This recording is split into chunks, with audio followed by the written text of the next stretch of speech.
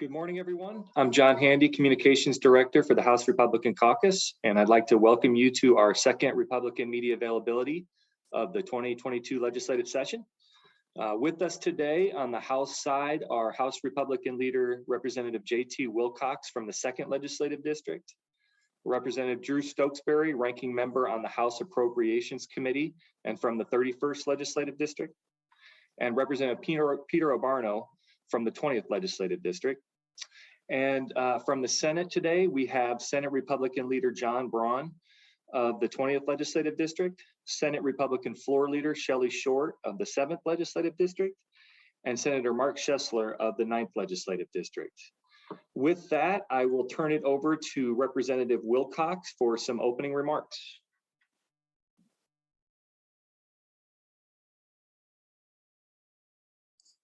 Thank you very much, John. I appreciate seeing everybody here. Whoever would have dreamed 2 years ago that we'd still be doing this online. I can't wait till the moment that we're all crowded into one of the caucus rooms, because it's a lot more meaningful for me when we can see each other face to face, and I think you probably gain more from that as well. But I'm going to change up the order here a little bit. Rather than having a lot of remarks of my own, I want to turn it over to the two members of my caucus that are here, because we've got a fairly important issue to people across the state coming up on the floor tomorrow, and we're going to be doing some fairly unusual things because this is important and some other options ought to be considered. So first, I'd like to call on Representative Peter Obarno. Thank you, Representative Wilcox, and I appreciate being here to talk about long-term care, because it is an important issue in my district as well as throughout the state, which is why I introduced House Bill 1594, which would repeal the Washington CARES Act and eliminate the payroll tax. The objective findings of the Office of Actuary evidence is that the program has fatal flaws at really all three phases, from the regressive tax collection, which over 450,000 workers have already opted out, to the restrictive investment strategy, which is treasuries, to the limited short-term benefit. And you don't have to get past probably further than the actuarial report, probably about page 3, where the fund is insolvent, and that's calculated with merely 105 workers opting out. And so as we are today, we have 4 times that amount. Washington workers should be concerned about this program, that the tax is going to go up, or that employers are going to have to meet the balance, or that all taxpayers are going to be having to pay for this using general fund money, in which case everybody's taxes go up. Because the one thing that is clear from the actuarial report is that it's insolvent. The legislature can pause the program, which is akin to avoiding the problem, and the legislature can address the concerns that workers have, but addressing those concerns ultimately are not the solution. They don't fix the problem. And the only real solution is to repeal the program and look at ways to address long-term care issues. And I believe Representative Stokesbury is going to be talking about one of those pathways in a bill he recently introduced. But I think the overall umbrella issue is solvency. Again, you don't have to read far into the actuarial report that shows that it is just not a solvent fund. And so, I mean, I commend the House in 2019 for trying to address this long-term issue. I think it's important. I think on both sides of the aisle, everybody recognizes that long-term care is something that we need to spend more time on in terms of planning. But at some point, the legislature needs to recognize that this program is not the solution, it's not the answer, and it doesn't fix long-term care expenditures. Pausing the program is a recognition that this program is insolvent, and hopefully that would give us time to address our long-term care in a bipartisan way, and again, through one pathway that Representative Stokesbury is offering. But my view and the view, I think, of the actuarial report is that continuing more and more opt-outs is ignoring the insolvency of this program, which is why Republicans on the House side have really galvanized behind House Bill 1594, and it should be heard, because I think that's the only true real fix. Okay, thank you. Thank you, Peter. And I just want to mention the two bills that Representative Barno and Representative Stokesbury are going to be referencing have not been given hearings. We've asked for hearings repeatedly. And so we will be offering parliamentary motions tomorrow before the Democratic bills are voted on for consideration of these important bills. And I think, honestly, there's plenty of people on the other side that would like to support them. This is why I mentioned in my opening remarks to the legislature this year that we should try to do some things that break up party discipline once in a while.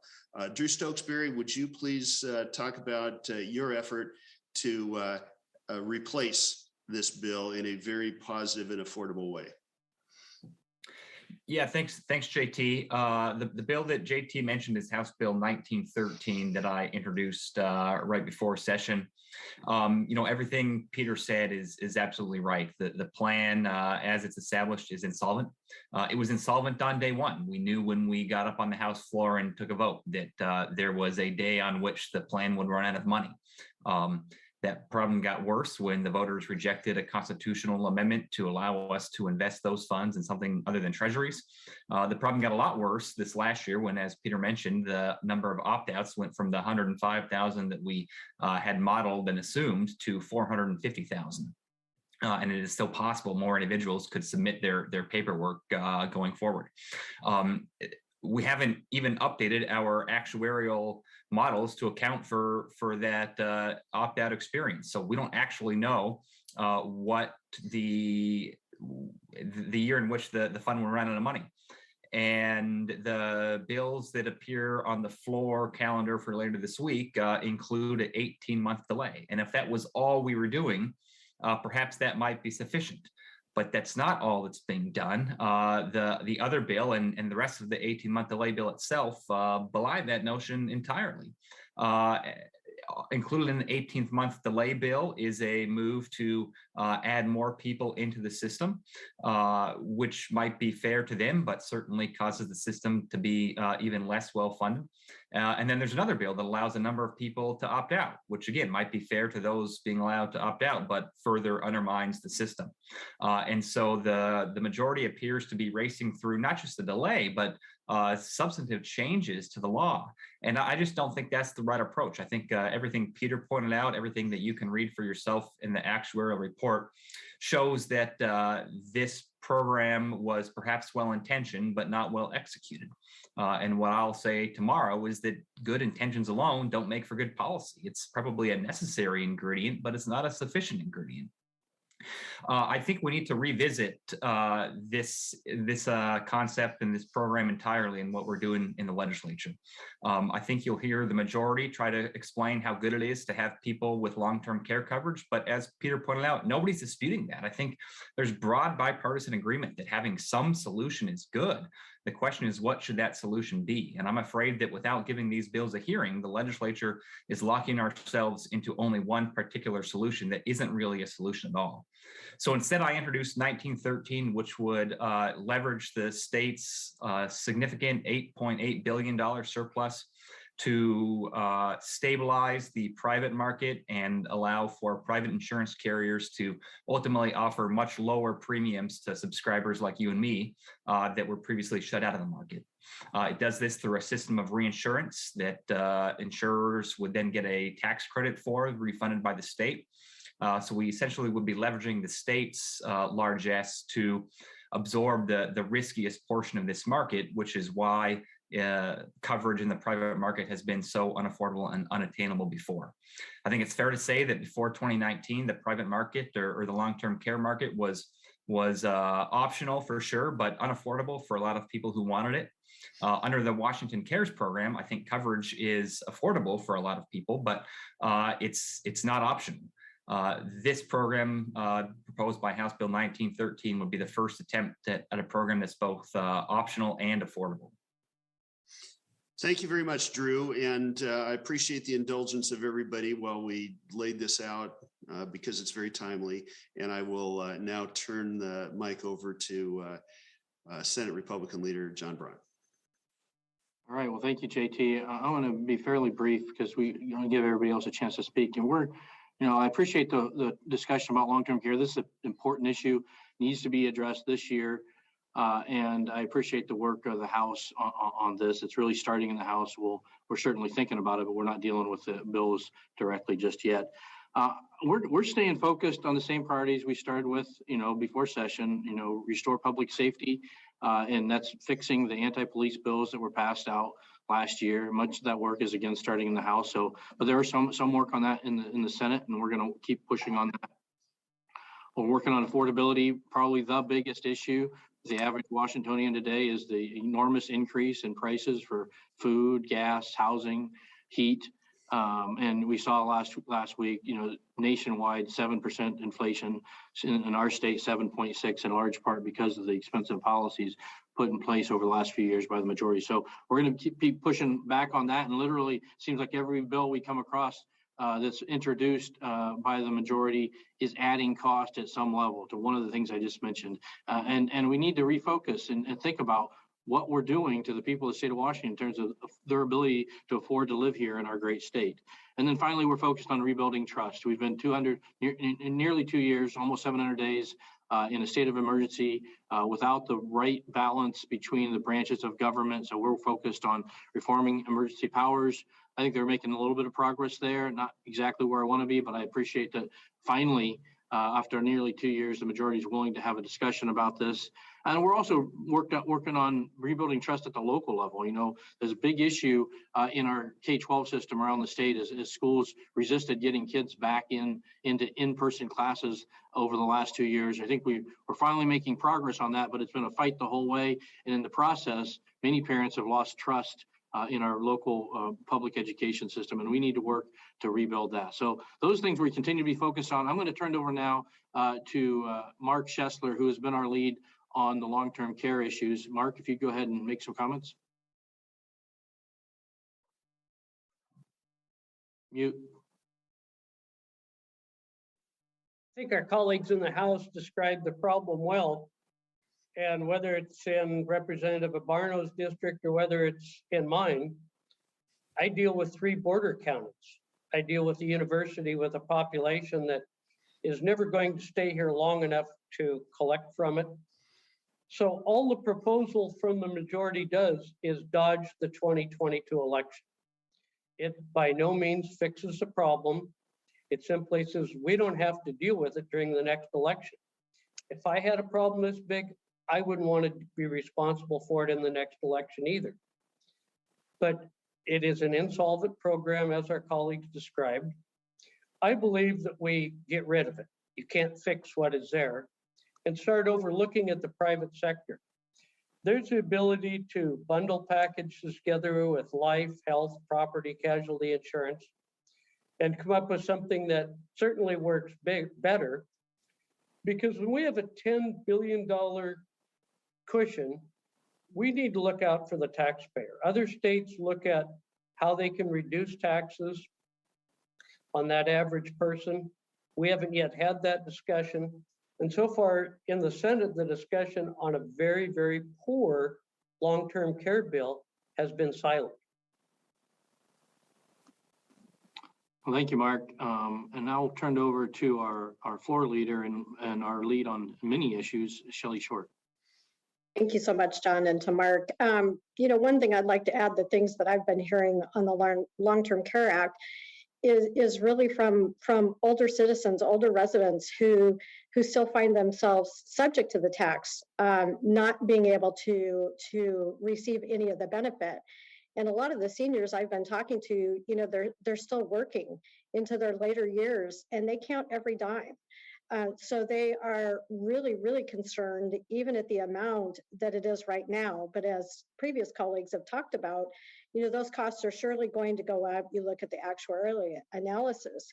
But I'd like to switch gears a little bit and talk about some of the climate and environment proposals. 5634, that is a fee that utilities pay to the Utilities and Transportation Commission, but the bottom line is it's going to increase your electricity bill, doubling of the fees. Now, we might need to have that discussion, but let's talk about all the bills that have been recently passed that really now the need exists to increase these fees. I think it's the wrong approach. As we look at these climate bills, as we look at, banning natural gas or adding conditions on to buildings that are going to increase leases, going to increase rents, going to take away our ability to have the low cost utility prices, electricity prices that we have had in the state. I mean, let's be honest, it's one of the reasons that industry manufacturing comes to our state. And while we have other sectors that are, you look at the labor costs and things like that are greater than most states, we need to keep what we have as a way of attracting things here. So I'm going to continue to look at this very carefully, but the bottom line is that increased fuel costs, increased, electricity costs, and increased food costs. So I'm concerned about the majority going this direction. Thank you, Shelley. I think it's back to you, John Handy, to that. We will go to questions. Rachel LaCourte of the Associated Press. Hi, good morning. Given the continued support of the underlying long-term care program by the majority party and absent a full repeal this session, are there other changes to the existing law that you support? I see there are some amendments that have already been introduced in the House. So I'm wondering if you've had discussions with the majority about that and if you've had any indication if they're willing to add any of those on the floor. Well, I would refer that to Representatives of Barno and Stokesbury, who are involved in our floor strategy on this. Well, I'd say, Rachel, it's an excellent question that I think is complicated by a couple factors. One is I don't think the Democrats are interested in any additional changes, even that don't repeal or replace the program. If you read the titles they wrote for their bills, they are among the narrowest and tightest bill titles I've ever seen. One of them lists exactly what the rest of the bill includes, and the title says, including but limited to these three things. So there isn't a way to get rid of one of those three things or add a fourth thing. If they were sincerely interested in additional changes within the current structure, I don't think they would be running out bills that have such tight titles that practically any amendment will be ruled out of order. I think I also have some deep concerns, as do a lot of the rest of the Republicans, at doing so much so fast before we understand the actuarial impacts. Like Peter mentioned, the fund is already insolvent. It's getting worse. And the latest actuarial report is based on 105,000 updates, not the 450,000 we have. So we know it's bad and we know it's worse than the last estimate, but we don't exactly know how much worse, much less what will happen with these bills added in. So I think if we truly wanted to press the pause button for 18 months, we would do that and that alone. I think the challenges lie in trying to both pause it, but also race a bunch of other changes out the door and structure bills in a way that don't allow changes beyond what's included in those bills. So it's a little frustrating, but I don't think that there will be much of an opportunity to offer constructive changes, even if there were support for those. I would just add, I mean, there's been a lot of members at the table discussing this publicly and privately, trying to find some solutions to long-term care. Unfortunately, the majority hasn't reached out to me about any of those changes, despite the fact that, you have the actuarial report. We can all read it. We all see the insolvency. And there is a willingness to address this. It's really unfortunate that it's kind of a little bit of a blackout where you're kind of getting boxed out from discussing how we can really work on this that benefits all of the working families in the state of Washington, rather than kind of cherry picking some of these opt-outs, knowing that ultimately it's just making this program even more insolvent. I made the kind of a connection to some members saying, if you were merely to take that same amount of money and invest it in the stock market, I'm not saying that you do that, but if you were merely to do that for 20 years, you would have more money, more flexibility, and you would be able to address real long-term care concerns. Now, I think there's better ways to do that on an insurance program, but if this is insolvent and we're going to have to dip into general funds to keep this program afloat, then it's really not an insurance program. It's just another social program. And I think folks in Washington need to know that this may end up being something that's not an insurance program, but it's just going to be another program we're going to throw money at with maybe no end in sight. So deeply flawed program. Everyone acknowledges that. Fixes that have bill titles that allow almost no possibility for amendment, not hearing any of the bills that are sincere efforts to address these problems. And that whole side is going to have an opportunity to vote on whether or not they want to hear options. But maybe the silver lining is with an 18-month delay, perhaps the climate in the legislature will be different in 2023 and we can fix this. Yeah, and Rachel, I would did just you have a add, follow-up? Oh, I'm sorry. just add in the Senate, essentially very little happening. They're entirely deferring to the House majority on this issue. And basically the majority here in the Senate seems willing to just accept and pass whatever is sent to them. Kind of very disappointing that we're not taking this seriously. They just want it to go away as quickly as they can. Rachel, do you have a follow-up? No, I'm all set. Thanks. Okay, next we'll go to Austin Jenkins. Thank you. Have to unmute in a few places here. I just wanted to ask a little bit about this proposal that dropped, I think, yesterday to rescind or to repeal temporarily, suspend maybe is the right word, the state gas tax and backfill with general fund dollars. This is a Senate proposal. What Senator Braun, I mean, I can imagine what's motivating this, but I guess I want a little bit of a reality check here. Why suspend for the next year? Why would this be the best way to address pocketbook issues that you and your constituents are concerned about? So I'm not even sure I'd argue it's the best way, but I think it's a good way. Look, I talked earlier about the affordability problems we have in the state of Washington. It's getting more and more expensive. If you're already living on the margins, inflation is very regressive. If you could just barely afford to buy food and pay rent 6 months ago, you're having trouble doing both today. That's a problem. We've seen gas prices around the country rise, but Washington is among the leaders, now averaging over $4 a gallon. We have the financial flexibility to do this year. So this is a way to send relief directly back to the people of the state of Washington right away. It's as simple as that. I mean, there are other things you could do. We're just trying to stimulate the discussion about how do we send some of the people's money back to the people of the state of Washington. And I think rebate on the gas tax is a very effective way to do that. I just want to ask a quick follow-up that's less specific to this proposal, but I think starts to get at some of the philosophical differences between the two parties. It seems like Democrats' response is that they want to do targeted tax cuts and that not everyone needs dollars put back in their pocket. So they would want to target the tax breaks toward people on the lower end of the economic system. Something like this would benefit the richest person in Washington and potentially the least rich person if they drive a car. Why not do something that is focused more on the people who might arguably need it the most, and or something that might not include the other income people? I just, again, want to get the philosophy here that you're taking when it comes to tax cuts specifically.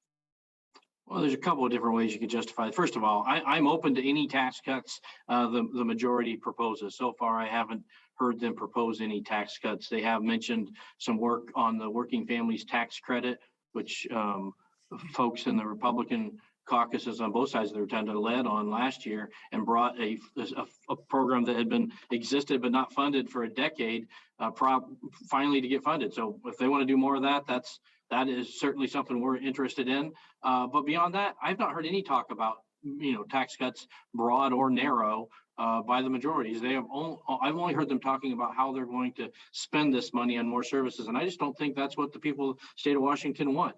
As far as whether you kind of flip it on its head. If you cut the most regressive tax in the state of Washington, and that's the gas tax, that is by definition a progressive tax cut, I believe. That's how I would see it.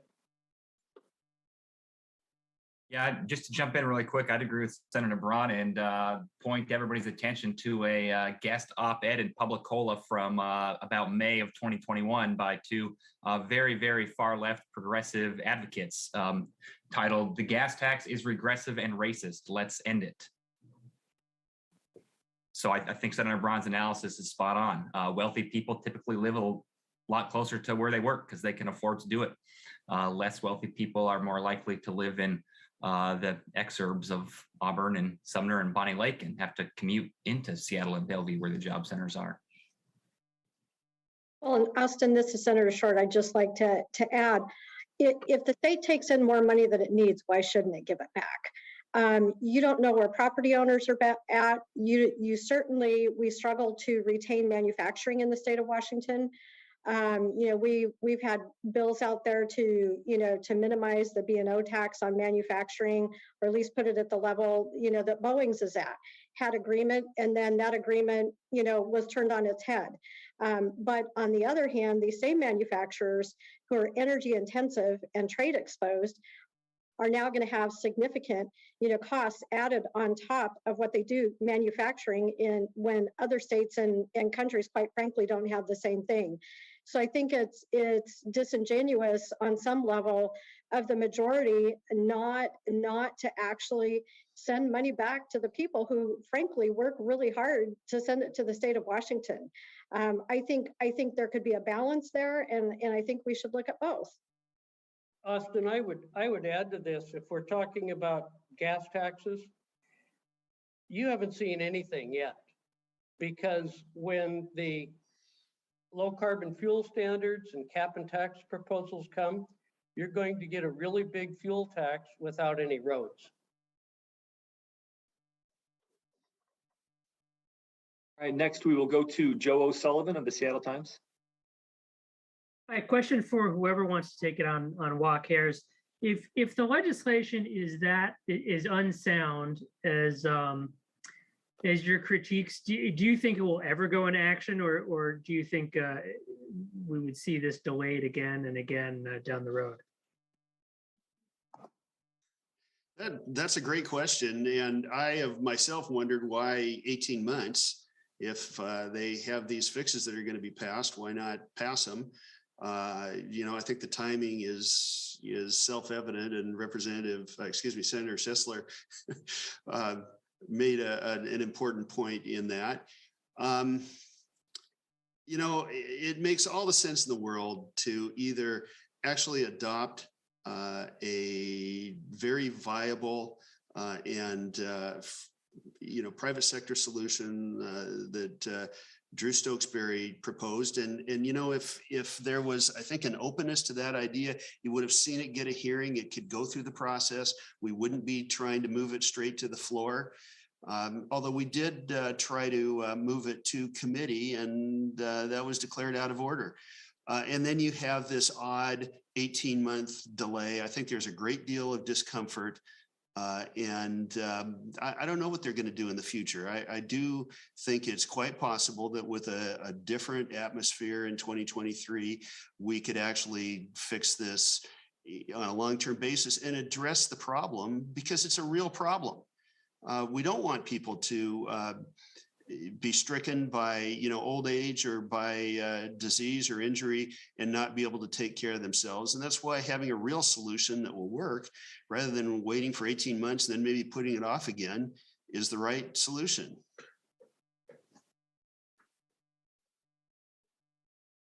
Did you have a follow-up, Joe? Yeah, for Senator Braun, I saw that Karen Kaiser dropped a bill that would reduce some of the paid family leave, payroll tax, and UI insurance taxes. Is that a tax reduction proposal you would be in support of? Yeah, that's a complicated thing. I mean, let's be clear. There's a proposal to reduce the payments, certainly on the paid family leave, and yet increase the benefits. So again, I think we have a math problem, how that's going to work long term. But certainly, I'm interested in any tax reduction proposal that they're going to drop.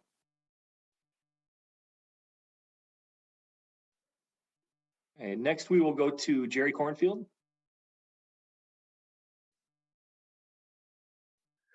Just on that, following up on that point, there's a bill introduced in the House for a sales tax holiday around Labor Day. Will that be a bill that will pass through the House 98-0? Drew Stokesbury. You know, that's a great question, Jerry. I know that there's been some Republicans in my caucus who like that idea, but I think if you take a look at some of the economics literature, it shows that it really doesn't do anything to stimulate demand. All it does is just shift when consumption happens. You know, that's all well and good, but I think it really advantages the folks who can afford to wait to spend a whole lot of money on a three-day weekend, and it punishes those who don't have the capital to send all of their purchasing onto a three-day weekend of the year. Also a little worried it might be a little predatory and encourage individuals who can't afford to spend the money to put the money on their credit card so that they can save on tax and then ultimately pay more in credit card interest than they save in tax. I certainly agree that everybody needs tax relief, but I question why it should be for 3 days a year. I dropped the bill to expand the working family's tax credit, double the size of the credit, double the income you can earn and still qualify. It would about triple the number of people who receive the benefit. That would be hundreds of dollars in families' pockets, not a 9% savings on their purchases for 3 days a year. So Jerome, I think in this case, just like the previous issue, Republicans would like to do something like this, but we'd like it to be a real effort that makes lasting impacts on the people of Washington and isn't a gimmick. Jerry, did you have a follow-up? The second question, yes, please, thank you. There are a number of bills in both the House and Senate dealing with weapons. One area where Democrats seem to be interested this year is expanding on the bill passed last year and ban open carry. I think the House has bills that would do to voting centers and places of meetings and make it statewide. The Senate has a bill moving that would give local cities and counties the option to set their own prohibitions. Where are you folks at on limiting the open carry of weapons at places where elected officials are meeting? Is there a need for restrictions in some fashion, and what would you support?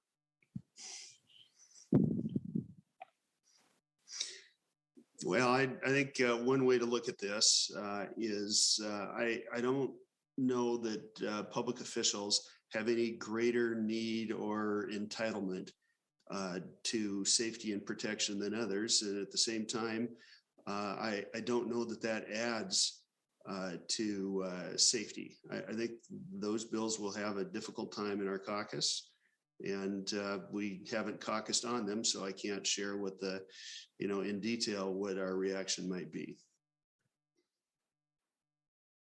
Yeah, I don't see any of those bills getting support in our caucus. Look, this is more attempts to provide more legal restrictions to law-abiding citizens. At the same time, we're out there with bills that make it easier and easier on people who are breaking the laws. It just seems upside down to me. All right, next we will go to Hanna Scott. Hi, good afternoon, everybody. I just wanted to ask, I think it was Senator Braun, you referenced a bit early in this briefing about the public safety bills and the police bills, reforming the reforms, if you will, being among the priorities. I wanted to get your take and anyone else who'd like to weigh in on what your take is so far. I know we're early, a couple of weeks into session, but are these fixes moving along the way you'd like to see them? Are they what you'd like to see? What's your take on the situation at this point? Well, I'm not sure I'm in the best position to answer that question just yet, because the bills that are causing the most problems came out of the House last year. So the House has taken the lead on fixing them this year. I think, in my understanding, they're having some difficulty. Our focus, I mean, there's a lot of things we think ought to be solved to make sure our law enforcement officials have, officers have the tools, the tactics to keep our community safe. But kind of three main areas we've been focused on. How do we make sure that they can pursue and get after the probable cause versus reasonable suspicion challenge, and make sure that they can make a responsible decision, you know, at the time, and make and pursue where it's appropriate and they're not restricted by law. And then the other big area for us is how do we make sure our law enforcement around the state can work together with mental health providers to make sure that we're addressing the folks that need help in a safe and responsible way. These are big issues. They're not the only issues, but these issues I think are at the top of our list. And all those right now are starting in the House. There are bills in the Senate to address the same issues, and I'm hopeful that they'll at least move them along so that we have another option should they not, you know, the majority in the House not have the votes to do the corrections or the fixes. But right now it's not a focus in the House, in the Senate rather. Hanna, I'm really happy that you brought these up, and I think many of them are moving, but there's some very, I think, important ones where there's a little bit of doubt when I talk to the Republican members of the Public Safety Committee. And I think one of those is 1735, which deals with the ability of police officers to detain people that are suspected of violent crime. And this is one that perhaps is a little more controversial, but it's very, very important. Republicans, I think, are going to be 100% in support of this, and Democrats need to advance this. This is one of the things that has allowed dangerous people to escape. And it is a critical part. And if after 6 months of talking about how the other side, the Democrats, understand that they went too far in these efforts of last year, they have to provide the full suite of fixes. There's one other that it was not part of police reform, but I think it's very important, very timely, and it addresses something that's in the news almost every day, both in Washington State and nationally, and that's HB 1656, the Dan Griffey bill that has never quite been allowed to advance far enough to pass, and it deals with organized retail theft. And the consequences are immense here. It's not just about dollars. It's about businesses that are needed in areas where people don't have the ability to travel as often. I'm talking about urban areas where people often don't own cars, and their grocery stores and their small retailers are closing down every day. And we hear all kinds of talk in the food arena about food deserts. Well, one of the things that is creating food deserts is this immense retail theft challenge that we're having. HB 1656, Dan Griffey's the sponsor. It deserves to pass this year. Did you have a follow-up, Hanna? Yes, if I could, and I think it will actually kind of follow up on a little bit of what JT Wilcox just said. I know that Republicans, I think collectively came out right prior to session with a package of public safety bills. I don't even know if package is quite the right word, but it was maybe 4 dozen bills or so. I think the Griffey bill might have been in there, and there was several others. Is there any attention being given to any of those GOP priorities when it comes to public safety, or some more that needs to happen?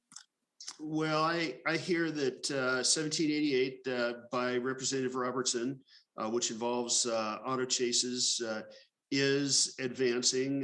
There is HB 1787 by Representative Stokesbury that actually does something that's badly needed, since the state of Washington, I believe, occupies the lowest position in terms of number of police per capita, that puts more police officers on the street. And then Representative Mossberger's 1737 that was kind of a comprehensive answer to all of these things. So the answer is some things are moving.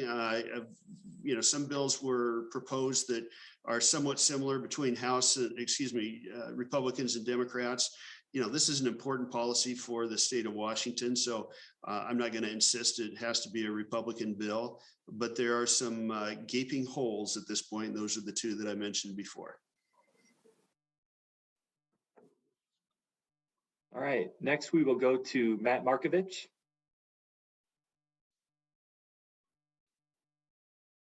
Oh, sorry, guys. I just logged in to listen. I don't have a question right now. Okay. Next, we will go to Judy Oling. She's not on. That's just to record the for Fox, though. So don't worry about that one. All right. Next we'll go to Jeff Pogela.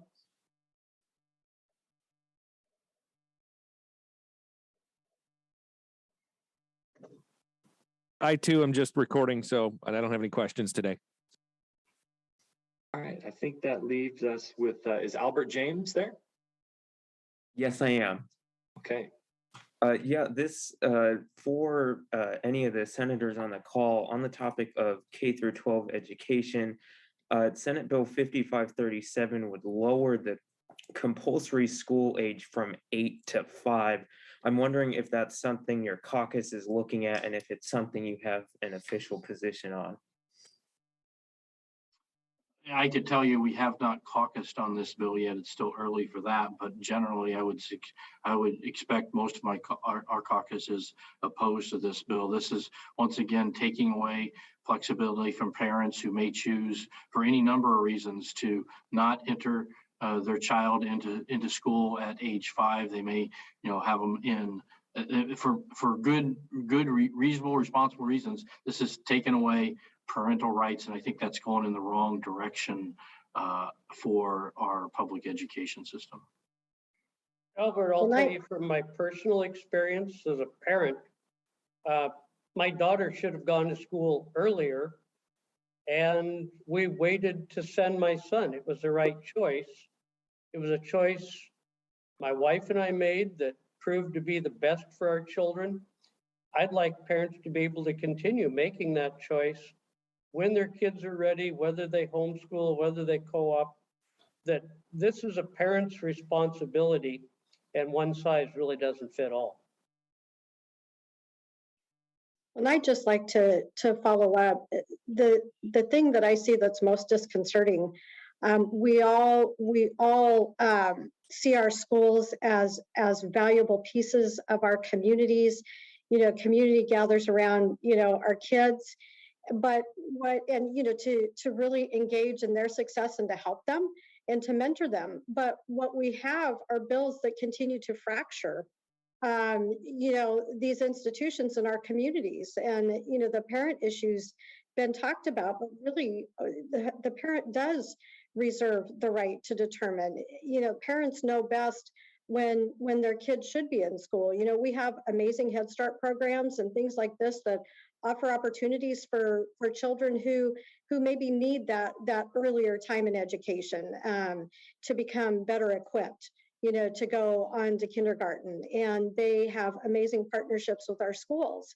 But, I have a bill 5601, which just really would make decision-making better at the local level and involve our parents and involve the communities and make sure that the decisions and the way our schools are structured really look and highlight the local communities in which they are. There's 295 of them statewide, and they are all unique and diverse in their own ways. And these kinds of bills just make it harder for our communities to continue supporting our schools and these kids. And I just think it's the wrong direction. I would also say, to jump in really quick, that the legislature ought to spend a lot more time figuring out how we can make sure schools stay open for in-person instruction, figure out how we can get our kids caught back up from all of the learning they lost out on over the last year and a half. Those would be much better uses of our time than trying to insist that we know more about students' educational needs than their own parents. We've got time for one more question, and it comes from Drew Mickelson, and it's for Senator Braun. What are your concerns about Senate Bill 5735, the bill allowing schools to have 20% of instruction online? Oh, thank you. That's a good question. This is a very troublesome bill. Look, let me just succinctly say what it does. It provides for school districts to allow 20% of their teaching time, so 1 day a week, to be asynchronous. And that's code for teachers don't need to talk to students, and students don't need to talk to teachers. It's essentially a day off, whether you call it a day of study hall, a day of video games, a day of golf, whatever you want to call it. It's 20% less teaching time for our students. And this is on top of after 2 years of pandemic, we've had lots of documented learning loss, and you can understand that intuitively. You can look at the testing scores around the state are very, very troublesome, and the response from the majority is to propose a bill that reduces the teaching time by 20%. It's a terrible bill. It's hardest on the children who are already most at risk, whether it's because they are disadvantaged economically, or they're struggling academically, or they have special needs for education. They have more need for in-person school than ever before. This is absolutely the wrong answer.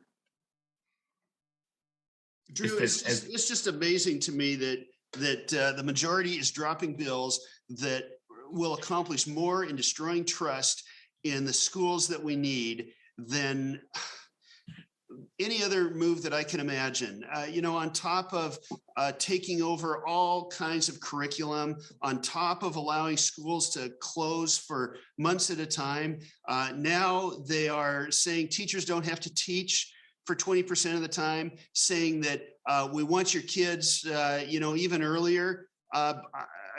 This is very painful if you believe in the public school system. We should be building credibility for the school system instead of creating more ways for people to suspect our motives in having public schools. It's a tragedy, and it's going to result in, I'm afraid, a collapse of public support that we depend on to have quality schools and have school funding that people will vote for and agree to. Senator Braun, did you have any closing remarks? I just want to thank everyone for being here this afternoon, and for all the members that shared their time and their thoughts. We appreciate the dialogue. And Representative Wilcox? Thank you very much, everybody. Good seeing you. Thank you for listening. Well, thank you, everyone, and we'll see you again next Tuesday at 11:30 a.m. Thank you.